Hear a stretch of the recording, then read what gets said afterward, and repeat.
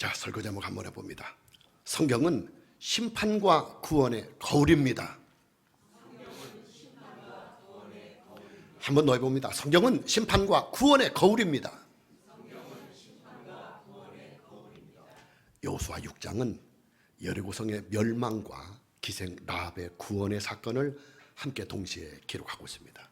성경은 이 두 가지의 역사적인 사건을 사실의 기록이라고 하는 관점에서 아주 진실하게 기록을 하고 있습니다.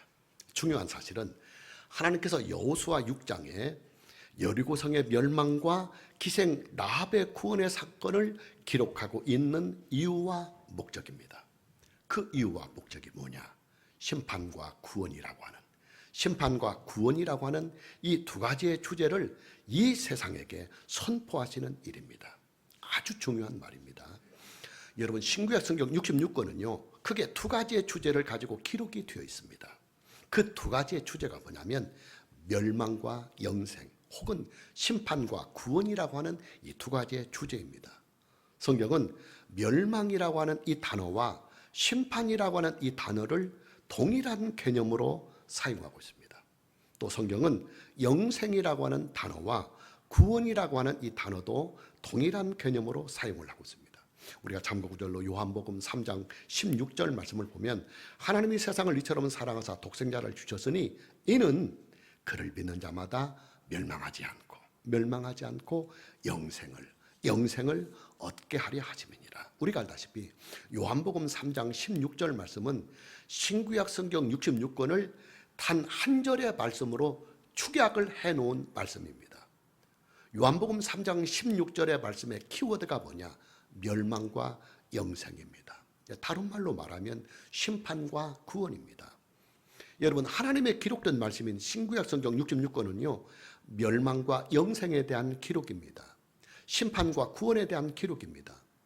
하나님께서 창조하신 인류와 이 세계가 전적으로 타락을 해서 멸망의 대상이 되고 심판의 대상이 되었는데, 감사하게도 하나님께서는 구속의 주님이신 예수 그리스도 안에서 멸망의 대상인 인류에게 영생의 은혜를 베풀어 주시고 또 심판의 대상인 인류에게 구원의 은혜를 베풀어 주시기를 원하신다고 하는 이 복음을 신구약 성경 66권은 일관되게 선포를 하고 있는 것입니다.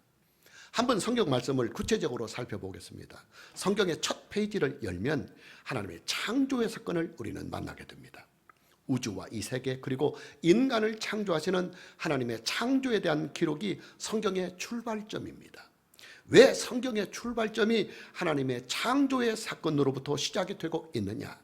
이 세상과 인류에 대한 주권은 이것들을 창조하신 하나님 한 분에게만 있기 때문에 오직 하나님 한 분만이 예배의 주님이 되시고 오직 하나님 한 분만이 신앙의 주님이 되시고 오직 하나님 한 분만이 복의 주님이 되시고 오직 하나님 한 분만이 심판과 구원의 주님이 되신다고 하는 이 사실을 성경은 창조의 기록을 통해서 이 세상에 선포를 하고 있는 것입니다. 창조의 사건 다음에 나오는 성경의 기록이 뭐냐? 인류의 타락입니다. 인류의 첫 조상인 아담과 하와가, 인류를 대표하는 아담과 하와가 그들의 생명과 그들의 인생의 주인이 되시는 하나님께 범죄하여 타락을 하였다고 하는 인류 타락에 대한 성경의 기록이 두 번째 기록으로 나옵니다. 인류가 타락을 했으니까 당연히 그에 따른 형벌과 심판이 따르겠지요. 그 형벌과 심판이 뭐냐? 평화와 안식의 땅인 에덴 동산에서 추방을 당하는 형벌과, 그리고 사는 날 동안 평생을 고생을 하며 지긋지긋하게 인생을 살아가다가 마침내는 쓸쓸히 죽음을 맞이하게 되는 형벌입니다. 감사하게도 하나님께서는 형벌과 심판의 대상인 인류에게 구원의 길을 열어주십니다. 그 구원의 길이 뭐냐? 하나님께서 이 세상에 보내시는 하나님의 독생자, 하나님께서 이 세상에 보내시는 구속의 주님이신 예수 그리스도를 믿는 길입니다.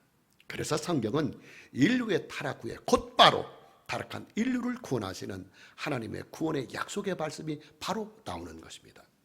이때부터 성경의 기록은 하나님의 심판과 하나님의 구원의 은혜가 여러 가지의 사건들, 다양한 사건들을 통해서 계속해서 나타나고 있습니다.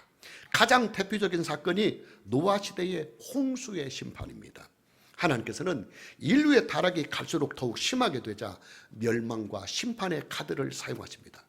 그러나 하나님께서는 심판 중에서도 구원의 약속을 신실하게 지켜가십니다. 하나님의 말씀을 믿고 순종하는 노아와 그의 가족들을 방주를 통해서 구원을 해주십니다. 당연히 노아와 그의 가족들을 구원한 구원의 이 방주는 구속의 주님이신 예수 그리스도를 예표하고 상징하고 있습니다. 그 다음에 나오는 사건이 뭐냐면 소돔과 고모라 성의 멸망입니다. 하나님께서는 죄악이 난무하는 소돔과 고모라 성을 심판하십니다. 그리고 동시에 심판 중에서도 구원의 약속을 또한 하나님은 신실하게 지켜가십니다. 그 구원의 대상이 뭐냐? 아브라함의 조카인 롯과 그의 두 딸들입니다. 롯과 그의 두 딸들이 어떻게 구원을 받았느냐? 아브라함의 중보의 기도가 그들을 구원하였습니다. 당연히 아브라함의 중보의 기도는 우리의 중보자가 되시는 예수 그리스도를 예표하고 상징을 하고 있습니다. 자, 그리고 다시 오늘의 본문 말씀에 와서 하나님께서는 여리고성을 심판하십니다. 여리고성의 심판은 가나안 땅에 살고 있는 모든 족속들에 대한 심판의 서곡이 됩니다.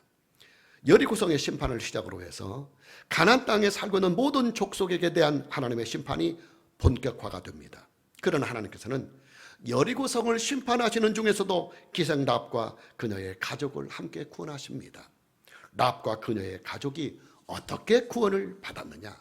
오직 하나님의 은혜요, 그리고 오직 믿음으로 구원을 얻었습니다.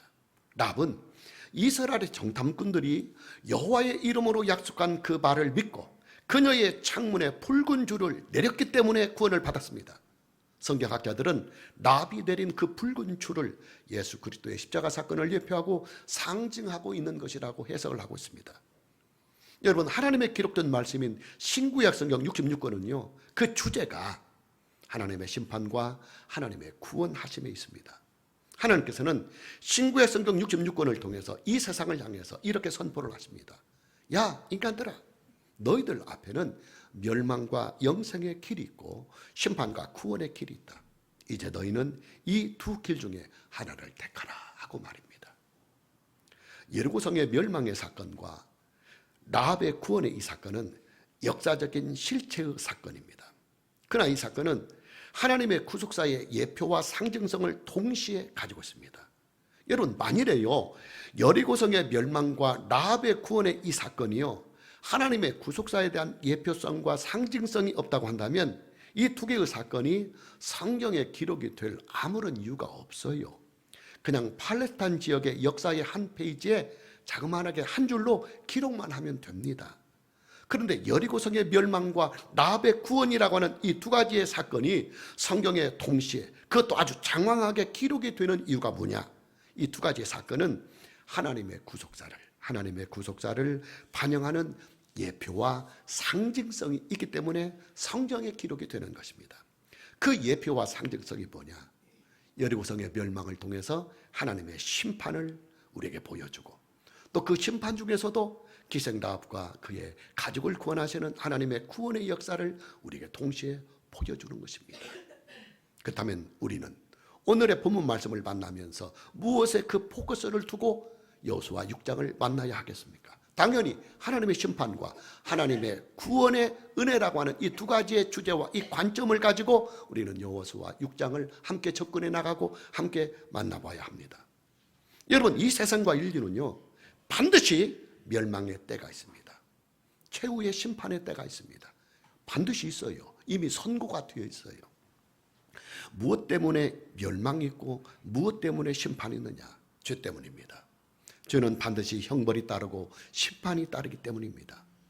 국가의 법에도 범죄자들에 대한 처벌의 규정이 있습니다.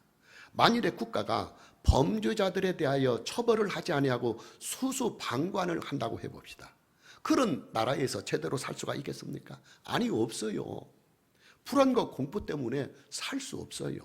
하나님께서는 국가가 처벌을 하지 못하고 나라의 법이 처벌을 하지 못하는 인간의 범죄에 대하여 하나님의 공의를 가지고 심판을 하십니다.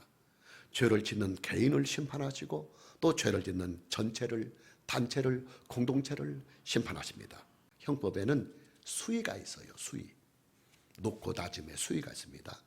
죄질에 따라서 어떤 자는 사형에 처하기도 하고 또 어떤 자는 무기징역이나 유기징역에 처하기도 하고, 또 어떤 자는 금고나 벌금의 형을 받기도 합니다. 또 어떤 자에게는 형벌을 유예하는 집행유예를 받기도 합니다. 타락한 인류에게 내리시는 형벌이 뭐냐? 사망입니다. 사망. 법적인 용어로는 사형입니다.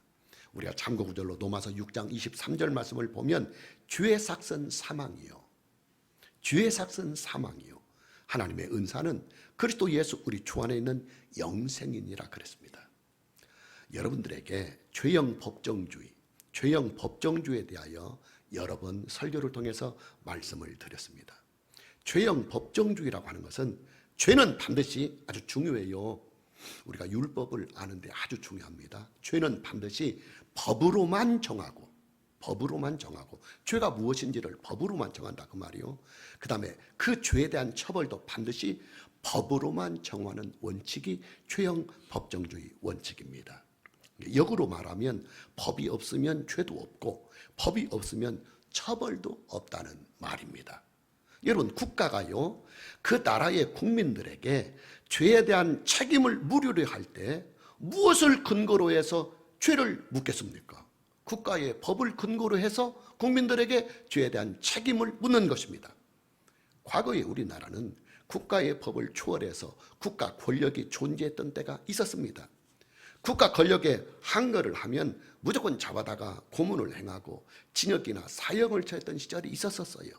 역사는 그 시대를 향해서 독재의 시대다 이렇게 평가를 합니다. 법을 초월해서 국가의 권력이 존재한다는 말입니다. 하나님의 나라는 죄형 법정주의의 나라입니다. 우리나라도 죄형 법정주의 원칙이 헌법과 그리고 형사소송법에 있습니다. 하나님께서는 무엇이 죄인지, 죄는 어떤 처벌을 따르는지 법을 통해서 다 규정을 다 해놓았습니다. 바로 율법이 존재하는 이유입니다. 여러분, 구약의 율법은요, 요즘으로 말하면 형법과 형사소송법입니다. 구약의 율법은 죄가 무엇인지를 규정해주고 그 죄에 대한 형벌을 규정해 놓고 있습니다. 죄형 법정주의의 근본이 되고 있습니다. 사람들이 이런 질문을 합니다. 죄란 무엇이냐? 목사님, 죄가 무엇입니까? 여러분, 대한민국 국민이요, 국가에 대하여, 대한민국 국민이 국가에 대하여 죄가 무엇입니까? 하고 묻는다면 국가는 이렇게 대답을 할 것입니다. 대한민국이 정해놓은 법을 어기는 것이 죄입니다 하고 말입니다. 같은 질문을 하나님께 한다고 해봅시다. 하나님, 도대체 무엇이 죄입니까? 하고 말입니다. 그 질문에 대한 답은 이렇습니다. 성경 말씀을 어기는 것이 죄다. 좀 더 좁혀서 말하면 구약의 율법을 어기는 것이 죄다, 이렇게 말할 것입니다. 자, 이쯤 하면 죄형 법정주의가 무엇인지 감을 잡을 수가 있을 것입니다. 여러분, 죄라고 하는 것은요, 어물쩡하고 두루뭉술하게 정해놓아서는 안 됩니다. 왜냐하면 죄라고 하는 것은 한 인간의 생명과 한 인간의 인생을 죽일 수도 있고 살릴 수도 있는 파괴력이 있기 때문에 그렇습니다. 당연히 죄는 분명하고도 명확하게 규정을 해놓아야 합니다. 그래야 공의가 바로 설 수가 있습니다. 십계명은 율법의 기본법이요, 그리고 성경의 기본법입니다. 요즘으로 말하면 헌법과 같다는 말입니다. 헌법은 국가의 기본법입니다. 국가는 헌법의 터 위에 세워집니다.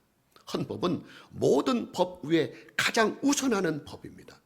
그래서 헌법에 위배되는 다른 법들은 그 법을 수정하거나 아니면 폐지를 해야 합니다. 우리나라가 지키고 있는 국경일을 보면 제헌절이라고 하는 국경일이 있습니다.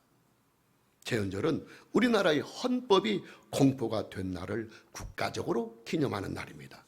무슨 말이냐? 그만큼 헌법이라고 하는 것은 국가의 모든 법들 중에서 가장 비중이 크다는 말입니다.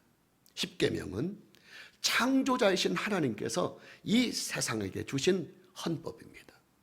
하나님의 피조물인 인간이 지켜야 하는 당연하고도 마땅한 기본법입니다. 하나님께서 창조하신 모든 피조물들은 반드시 십계명을 지켜야 합니다. 십계명을 범한다고 하는 것은 이 부분이 가장 중요합니다. 아주 중요한 키워드입니다. 십계명을 범한다고 하는 것은 피조물의 지위, 피조물이 자기 자리를 벗어난다는 말입니다. 피조물이 피조물의 자기 자리를 벗어난다.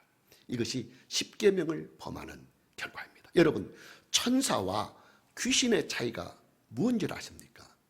천사나 귀신이나 그 존재의 출발점은 똑같아요. 천사들이나 귀신들 모두는 하나님께서 창조하신 영적인 존재들입니다. 그런데 그 천사들 중에서 자기의 주의를 떠난 천사들이 있어요. 자기의 존재가 하나님께서 만든 피조물임에도 불구하고 천사들이 하나님처럼 되고자 피조물의 주의를 박차고 창조주를 섬기는 그들의 신분과 그들의 주의를 박차고 스스로 이 세상의 임금이 되었습니다. 그 타락한 천사들 중에서 수기 우두머리를 성경은 사탄 혹은 마귀라고 하고, 사탄 혹은 마귀의 부하들을 성경은 귀신이라고 합니다. 무슨 말이냐? 피조물이 자기의 주의를 떠난다고 하는 것, 피조물의 주의를 떠난다고 하는 일은 모든 죄들 중에서 가장 큰 죄를 짓는다고 하는 것입니다. 당연히 피조물이 자기의 지위를 떠나면 영원한 사망이 옵니다. 영원한 형벌이 옵니다. 성경은 그 영원한 사망, 그 영원한 형벌을 영원한 불못에 들어간다, 이렇게 말씀하고 있습니다. 사람들은 그 영원한 불못을 쉽게 지옥이다, 그렇게 말을 합니다. 십계명의 중심이 뭐냐? 인간은 피조물의 주의를 떠나서는 안 된다. 인간은 피조물의 주의를 떠나서는 안 된다는 것이 십계명의 중심입니다.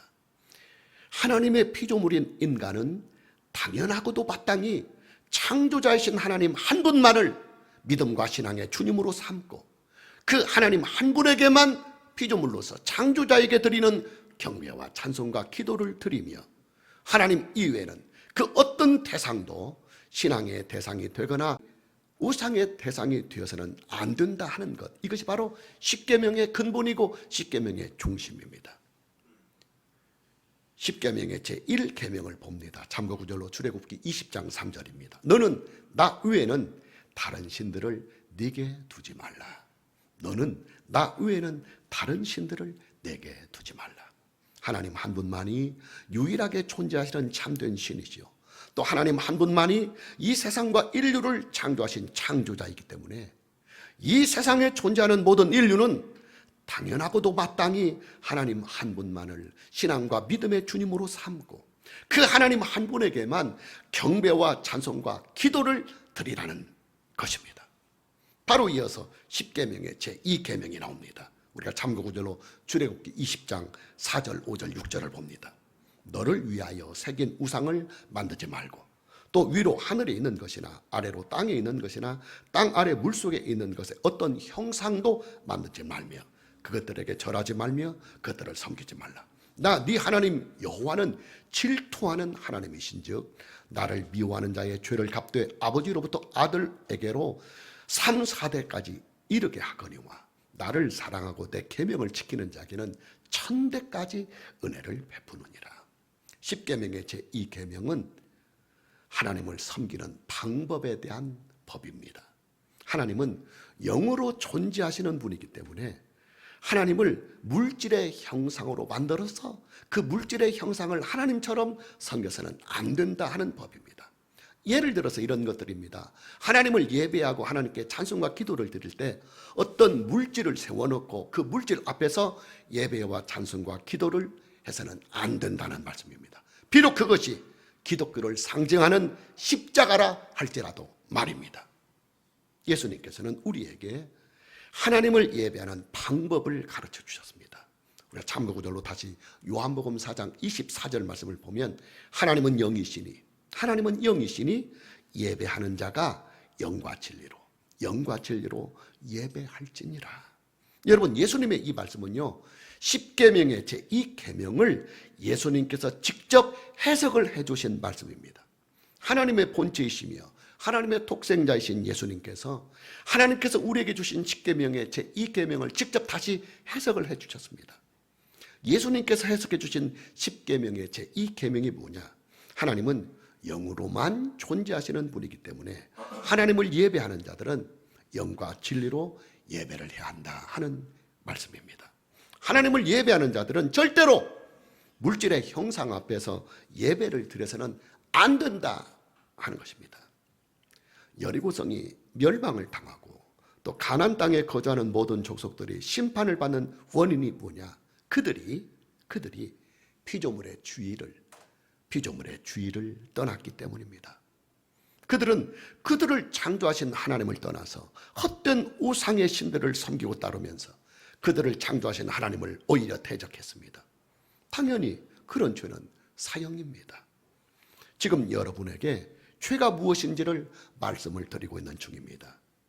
죄형 법정주의 원칙에 따라서 성경이 말씀하고 있는 죄라고 하는 것은 창조자이신 하나님의 법을 어기는 것이 죄라. 이런 말씀을 지금 여러분들에게 드리고 있습니다. 하나님의 법 중에서 가장 기본이 되고 우선이 되는 법이 십계명이라. 이런 말씀을 지금 여러분들에게 드리고 있습니다. 자, 이렇게 말씀을 드리면 이런 질문을 할 수도 있을 것입니다. 아니 목사님, 십계명은 모세 시대에 하나님께서 모세를 통해서 주신 것인데 그럼 아담과 하와가 살았던 시대, 즉 모세 이전 시대는 십계명이 없었지 않습니까? 하고 말입니다. 그러나 여러분, 아담과 하와의 시대에도요, 하나님께서 그들에게 주신 헌법이 있었습니다. 우리가 참고절로 창세기 2장 16절에서부터 17절 말씀을 보면 여호와 하나님이 그 사람에게 아담에게 명하여 이르시되 동산 각종 나무의 열매를 네가 입으로 먹되 선악을 알게 하는 나무의 열매는 먹지 말라. 네가 먹는 날에는 반드시 죽으리라.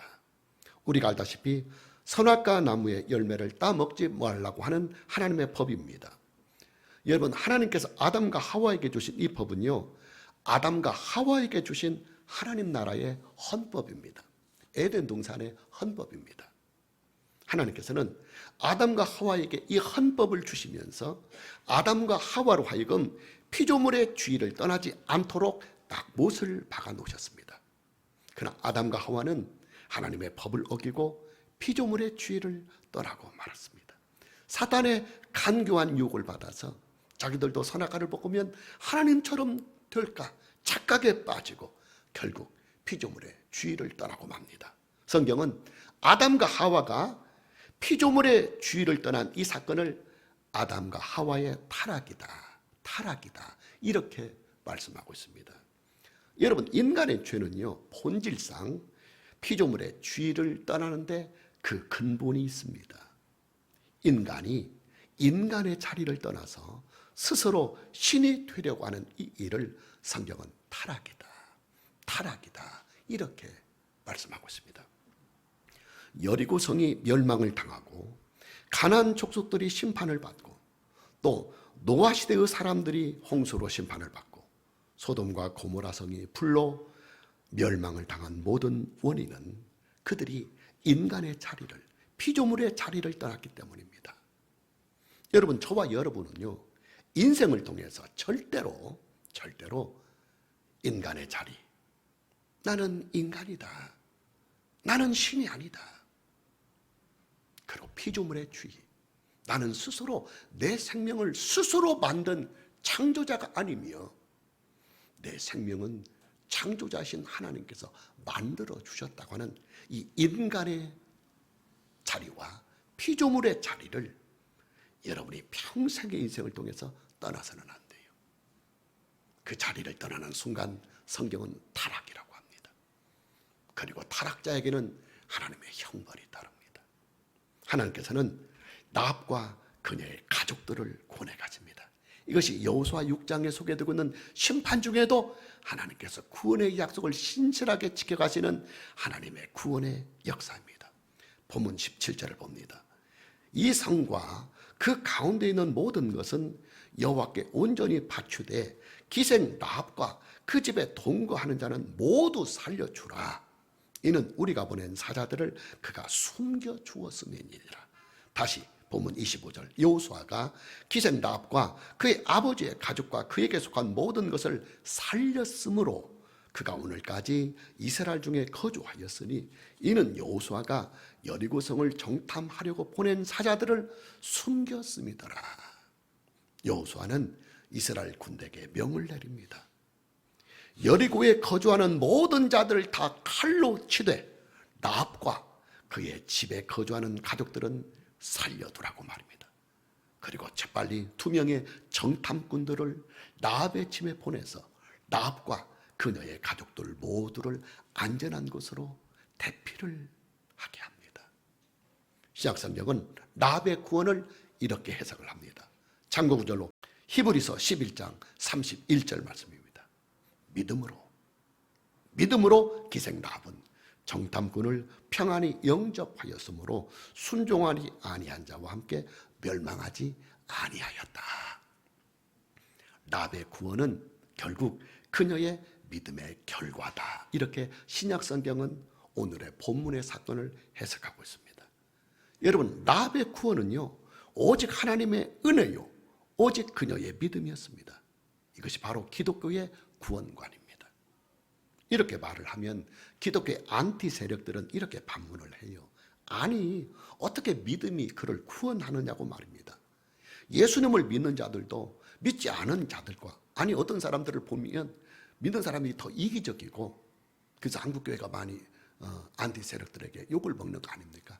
제가 보더라도 정말 예수님을 믿는 사람들 중에 목사들까지도 정말 이기주자들 많아요. 정말 이기주들 많아요. 그 안티 세력들은 그들을 향해서 말합니다. 아니, 우리들보다 오히려 예수 믿는 사람들이 더 죄를 많이 짓고 이기적이더라. 그런데 그런 자들에게 단순히 예수님을 믿었다고 어떻게 구원을 얻고 특별 대우를 받게 하는 것은 하나님의 불공정한 처사가 아니냐고 대듭니다. 그러나 여러분, 우리는 이것을 알아야 합니다.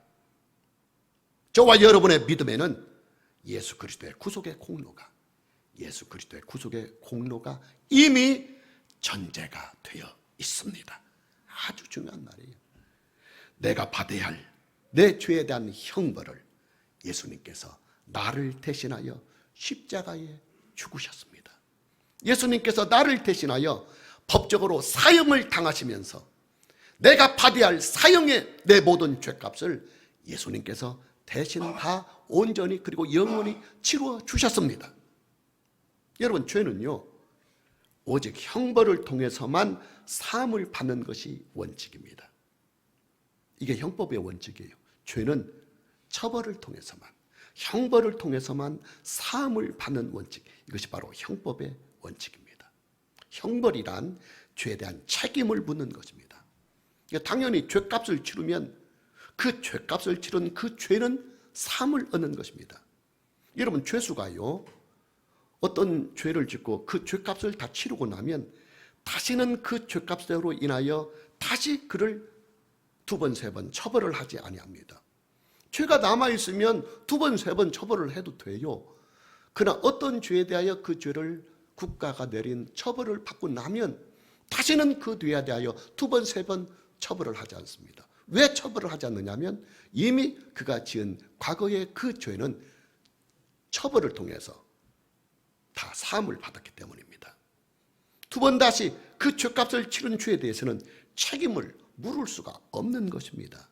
이 원칙을 형사소송법에서는 일사부재리, 부재의가 아닙니다. 부재의는 회의에서 쓰는 말이고, 한 회기에서 한번 결정된 것은 다시 또 되풀이돼서 번복하거나 이럴 수 없다. 이것이 일사부재의 원칙이고, 형사소송법에서 말하는 것은 일사부재리 원칙입니다.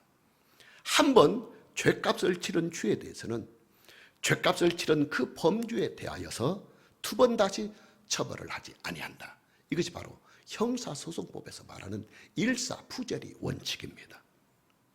자, 중요한 말을 합니다. 예수님의 십자가 사건은 우리가 지은 모든 죄악에 대하여 예수님께서 나를 대신하여 법적으로 책임을 다 받으신 사건입니다. 법적으로 나를 대신하여 내가 받아야 할 모든 죄악에 대한 형벌을 예수님께서 대신 받으신 사건이 예수님의 십자가 사건입니다. 당연히 예수님의 그 십자가의 공로를 믿는 사람들은 그가 지은 모든 범죄에 대하여 다시는 책임을 더 물을 수 없어요. 왜냐?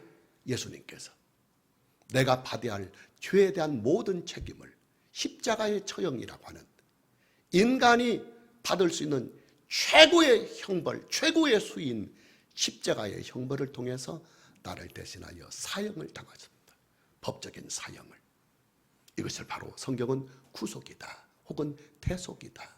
나를 대신하여 죄값을 치러주셨다 그 말입니다. 형사소송법에서 일사부재리 원칙이 있다고 그랬습니다. 어떤 죄에 대하여 그 죄의 처벌을 받고 나면 다시는 그 처벌을 받은 범죄에 대하여 책임을 물을 수 없다. 일사부재리 원칙. 우리의 원죄와 우리가 평생 동안 지은 모든 죄악이 사형에 해당하는 죄인데 이 사형에 대한 모든 죄값을 예수님께서 십자가를 통해서 단번에 다 해결해 주셨습니다. 그렇기 때문에 예수님을 믿는 자에게는 죄에 대한 처벌이 불가능합니다. 하나님이라 할지라도.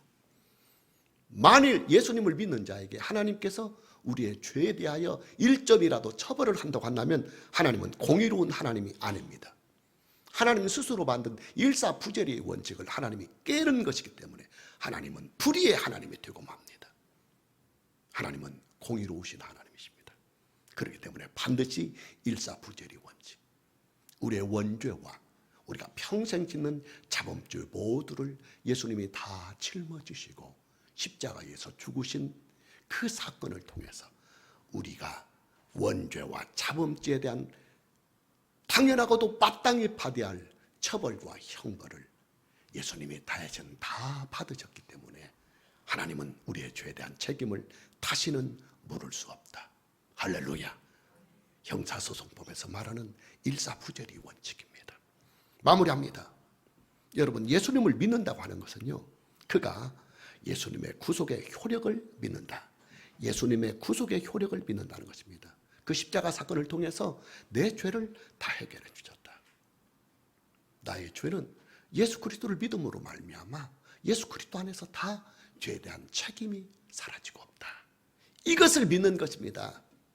그러기에 예수님을 믿으면 그 믿음 안에 예수 그리스도의 구속의 효력이 임하여서 하나님께서 그 믿음을 통하여 그에게 의의 칭호를 주시고 하나님의 자녀로 삼아서 영원한 생명과 그리고 새하늘과 새 땅으로 임하시는 아버지의 나라에서 영생하며 복락을 누리는 은혜와 이 땅에서 사는 동안에도 하나님의 자녀로 특별 대우를 받으며 살아갈 수 있는 복을 주시는 것입니다. 오늘 저와 여러분 모두에게 남은 인생도 예수 그리스도 안에서 하나님 한 분만을 믿고 섬기면서 하나님의 은혜와 복을 누리며 살아갈 수 있는 이 은혜가 있기를 주님의 이름으로 축복합니다. 찬양합니다.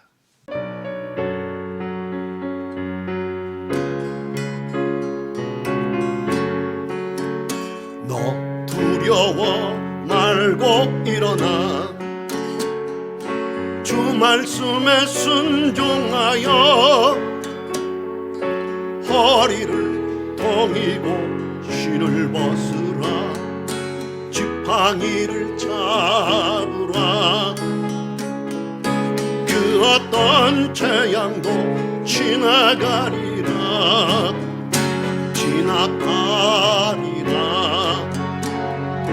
유설주와 인방의 비가 유월케 하네 믿음으로 담대하라 유월하여 넘어가리라 다 넘어가리 다 지나가리 다 지나가리라 다 넘어가리 너 두려워 말고 너 두려워 말고 일어나 주 말씀에 순종하여 허리를 동이고 실을 벗으라 지팡이를 잡으라 그 어떤 재앙도 지나가리라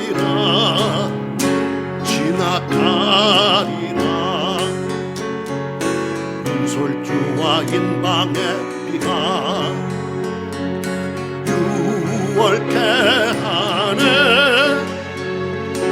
믿음으로 담대하라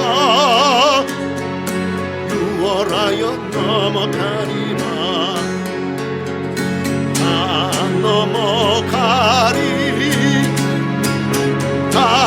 지나가리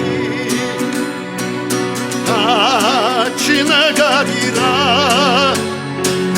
다 오른손 들고 다시 처음부터 고백합니다. 너 두려워 말고 일어나 주 말씀에 순종하여 허리를 동이고 신을 벗으라 지팡이를 잡으라. 그 어떤 재앙도 지나가리라 지나가리라. 설주와 인방의 비가 유월케 하네. 믿음으로 담대하라. 유월하여 넘어가리라. 다 넘어가리 다 지나가리 다 지나가리라. 다 두 손 높이 들고 다 넘어가리 다 넘어가리